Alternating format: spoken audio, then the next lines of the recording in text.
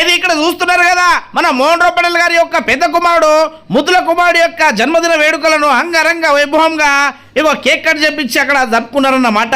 ఇక ఈ కార్యక్రమం భాగంగానే మన మోహన్ రావు పటేల్ గారు అదేవిధంగా వాళ్ళ కుటుంబీకులు అందరూ కలిసి ఈ జన్మదిన వేడుకలను అక్కడ జరుపుకోవడం జరిగింది. ఇక మన గోపాలరావు పటేల్ గారు పట్నంలో మస్తు పెద్ద డాక్టర్ అన్నమాట.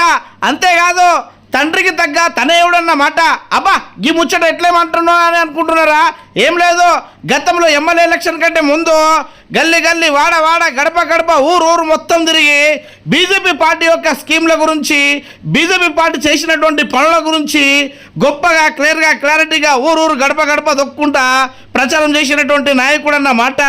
ఇక గందుకు గాను గీయాల మన యోగేష్ గారు అదేవిధంగా శివ పటేల్ గారు అభిమానులు ఇగో గీయాల అన్నదాశ్రమంకి వెళ్ళి అక్కడ విద్యార్థులకు పెన్నులు, కాపీలు, అదేవిధంగా వివిధ చాక్లెట్లు ఇంకా ఏదో తినే ఐటెంలు అక్కడ అందియడం జరిగిందన్నమాట.